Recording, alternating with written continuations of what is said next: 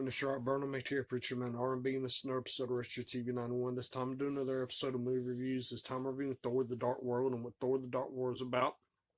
Thor is having all these wars with all these other planets because the Bifrost has been broken and all these other worlds have been trying to conquest others.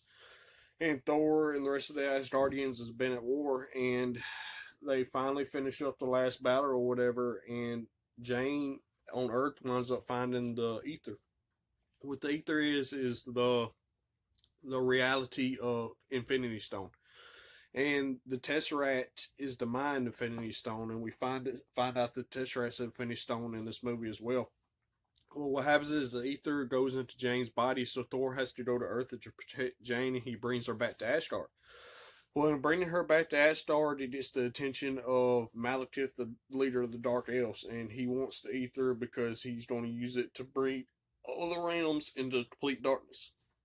Or that's his plan anyway. And he attacks Asgard and pretty much destroys all Asgard, kills Thor's mama trying to get to Jane, and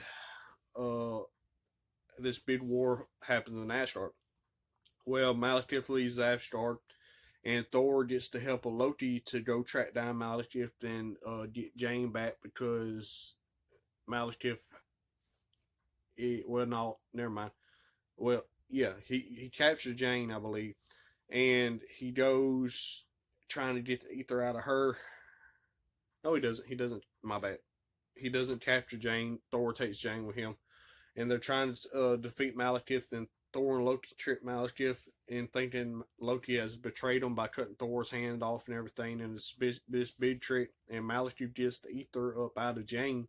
That's what happens. And then Thor tries to destroy it, but the ether can't be destroyed because it's an Infinity Stone.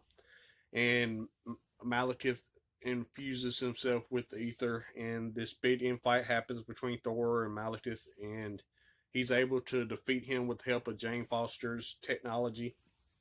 And then at the end of the movie, Thor tells who he thinks is Odin that he doesn't want to be king, and it's actually Loki disguising himself as Odin. So actually, Loki is the king of Asgard, and Odin has disappeared somewhere. So we had to see what happens with that.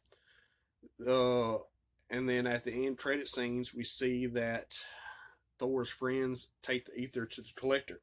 This is when we find out that the ether and the Tesseract is both Infinity Stones. And another end credit scene shows Thor going back to Jane and being with her and staying and living with her. So we'll see what happens with that. Other than that, that's all that really happened.